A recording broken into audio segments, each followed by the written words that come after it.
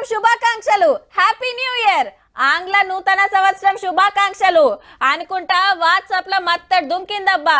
అర్ధమరాత్రి 12 గంటలకు చాలైతే ఇంకా కూడా ఆగుతలేవు.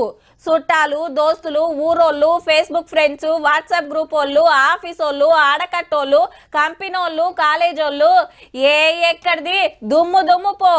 మనకు గిట్లా, మరి లీడర్లకు ఇగో గిట్లా. ముఖ్యమంత్రి రేవంత్ రెడ్డి సార్ కు హ్యాపీ న్యూ ఇయర్ చెప్తానికి మంత్రులు, ఎమ్మెల్యేలు, ఎంపీలు, కాంగ్రెస్ లీడర్లు మస్తు మంది వచ్చిండ్రు. పూల గుత్తులు ఇచ్చుడు, శుభాకాంక్షలు చెప్పు నడిచింది.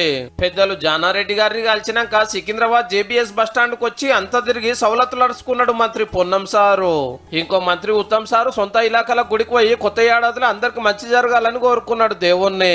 చిన్న సీఎం బట్టి సారు తిరుపతి వెంకన్న దర్శనం చేసుకున్నాడు. తెలుగు వాళ్ళందరికి కూడా మంచి జరగాలని నూతన సంవత్సర శుభాకాంక్షలు ఖమ్మంలో కార్యకర్తలను కలిసి రైతులను ఆదుకోవడానికి ఏమేం చేస్తున్నది చెప్పుకొచ్చిండు వ్యవసాయ మంత్రి తుమ్మల సారు.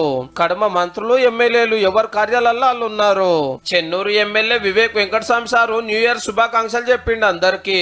కొత్త సంవత్సరంలో కాంగ్రెస్ ప్రభుత్వం ఏదైతే హామీలు ఇచ్చిందో, ఇందిరమ్మ ఇల్లులు, రైతు భరోసా అయినా కానీ ఇవన్నీ కూడా కార్యక్రమాలు ప్రజలకు మేలు చేసుకోవడానికి కాంగ్రెస్ ప్రభుత్వం పనిచేస్తుంది. ఇక బీఆర్ఎస్ ఆఫీస్ లో క్యాలెండర్ ఓపెన్ చేసినాక గవర్నమెంట్ మీద మాట్లాడిండు రామన్న. అవినీతి జరగనప్పుడు కార్ రేసింగ్ కేసు ఎక్కడదని ప్రశ్నించిండు. కేసీఆర్ గారు తిరిగి తెలంగాణకు ముఖ్యమంత్రి కావాలని ఒకే ఒక్క కోరికతో మనందరం కూడా గట్టిగా పనిచేస్తా ఉన్నాం. హరీష్ రావు సారు జైరాబాద్, రేచిత్తల్ స్వయంభూ సిద్ధి వినాయక పండుగకు పోయిండు. ఇక ఆంధ్ర సీఎం చంద్రబాబు సారు బెజవాడ దుర్గమ్మని కొలుచుకున్నాడు కొత్త ఏడాది ఫస్ట్ నాడు. అన్ని పార్టీల లీడర్లు, ముఖ్యమైన వాళ్ళంతా న్యూ ఇయర్ శుభాకాంక్షలు చెప్పారు పబ్లిక్ కు.